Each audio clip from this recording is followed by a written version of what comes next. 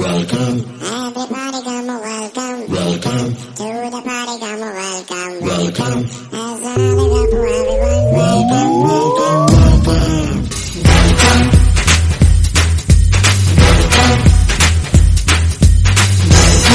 everybody come welcome, to the party come welcome.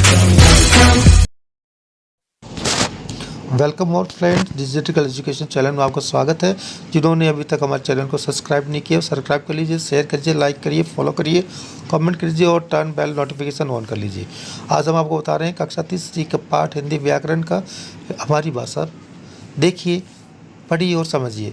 Netaji भाषण दे रहे हैं पहले चित्र में, दूसरे चित्र में दादाजी पत्र लिख रहे हैं, तीसरे चित्र में बच्चे इशारे करते हुए हैं। बच्चों, पहले चित्र में नेताजी मुख से सब बोलकर अपनी बात जनता तक पहुंचा रहे हैं और जनता उनकी बात को सुनकर समझ रही है। दूसरे चित्र में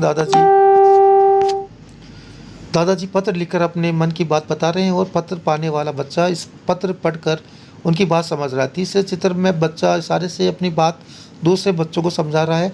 इशारे से कई बार बातें स्पष्ट नहीं होती है, इसलिए भाषा का मान्य रूप नहीं है। भाषा के द्वारा हम दूसरों को बोलकर अपनी बात समझाते हैं और सुनकर दूसरों की बात समझते हैं। केवल मनुष्य ही बोलने और लिखने के लिए भाषा का प्रयोग करता है। भाषा ही मनुष्य को अन्य प्राणियों से श्रेष्ठ बनाती है।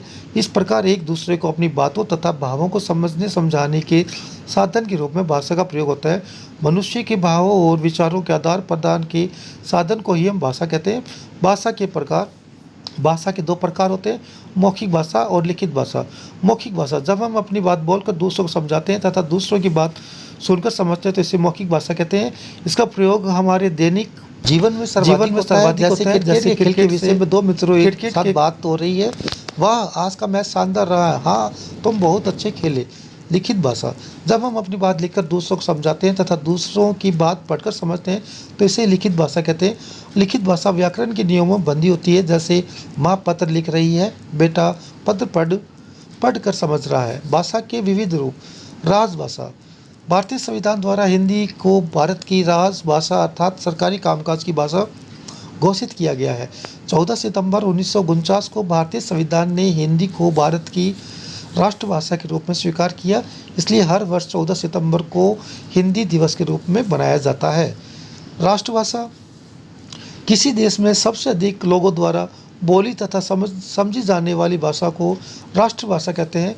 भारत जैसे विशाल देश में जहाँ अनेक भाषाओं और बोलियों वाले लोग रहते हैं, हिंदी ही एक ऐसी भाषा है जिससे सबसे अधिक लोग बोलते हैं और समझते हैं, इसलिए हिंदी को ही राष्ट्रभाषा भारतवर्ष की राष्ट्रभाषा माना जाता है। बोली, भारत के क्षेत्रीय रूप में बोली कहते हैं। यह सीमित क्षेत्र में बोली जाती है, अतः इसमें साहित्य की रचना नहीं होती है। एक भाषा की अनेक बोलियां होती है, जैसे भोजपुरी, हरियाणवी, राजस्थानी, गढ़वाली आदि। बोली विकसित होकर भाषा बन जाती है। जैसे भाषा लिखने की विधि को लिपि कहते हैं। अन्य भारतीय भाषाएं और उनकी लिपियाँ, भारत के अलग अलग क्षेत्रों में बहुत से लोग रहते हैं, सबकी अपनी अपनी भाषा है। वे हिंदी भाषा के साथ साथ अपनी राज्यों की भाषाओं का भी प्रयोग करते हैं, जैसे बंगाल की बंगाली, असम की असमिया, केरल की मलयालम, गुजरात की गुजराती, पंजाब की पंजाबी, महाराष्ट्र की मराठी। लिपियाँ, हिंदी भाषा की लिपि देवनागरी है, अंग्रेजी की रोमन तथा उर्दू की लिपि फारसी है। कुछ प्रमुख भाषाएं और उनकी लिपियाँ निम्न प्रकार हैं। प्रमुख भाषाएं और उनकी लिपियाँ, मैं एक तरफ भाषा बताऊंगा और दूसरी तरफ लिपि। संस्कृत भाषा है, लिपि देवनागरी।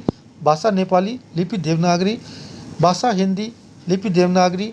भाषा उर्दू, लिपि फारसी। भाषा अंग्रेजी, लिपि रोमन। भाषा पंजाबी, लिपि गुरुमुखी। भाषा जर्मन, लिपि रोमन। बंगाली की बांग्ला, मराठी की देवनागरी, तमिल की तमिल और बोडो की देवनागरी, मलयालम की व्याकरण। बच्चों, प्रत्येक भाषा के अपने नियम तथा चिन्ह होते हैं। इन नियम एवं चिन्हों को व्यवस्थित ढंग से सीखने एवं समझने के लिए व्याकरण का ज्ञान होना अति आवश्यक है। व्याकरण के द्वारा ही हमें भाषा के शुद्ध रूप का ज्ञान होता है। भाषा को शुद्ध रूप में लिखने, बोलने और पढ़ने का ज्ञान कराने वाला शास्त्र व्याकरण कहलाता है। आइए कुछ पशु पक्षियों की बोलियों के बारे में जानकारी प्राप्त करें। तोता टह टह करता है, कौवा काँव काँव करता है, गुरैया चहचहाना करता है, शेर दहाड़ना, हाथी चिंगाड़ना, घोड़ा हिनहिनाना। हमने सीखा, मनुष्य के भावों और विचारों के आदान प्रदान के साधन को ही हम भाषा कहते हैं। भाषा के दो प्रकार होते हैं, मौखिक और लिखित। भाषा का शुद्ध रूप में लिखने, बोलने और पहचानने का ज्ञान कराने वाला शास्त्र व्याकरण कहलाता है। अभ्यास, सही उत्तर का राइट का निशान लगाइए।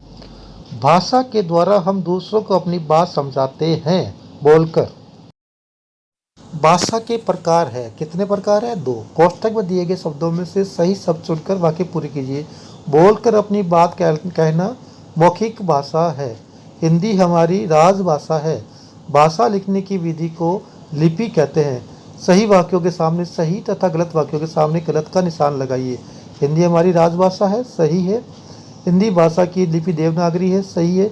14 सितंबर का दिन हिंदी दिवस के रूप में मनाया जाता है, ये भी सही है। भाषा किसे कहते हैं? अपने भावों और विचारों को प्रकट करना भाषा कहलाता है। भाषा के कितने प्रकार होते हैं? भाषा के 2 प्रकार होते हैं। मौखिक और लिखित भाषा में क्या अंतर है? मौखिक भाषा बोलकर बताई जाती है और लिखित भाषा लिखकर। चित्र देखकर भाषा का रूप लिखिए। पहला चित्र लिखित भाषा है, दूसरा मौखिक भाषा है,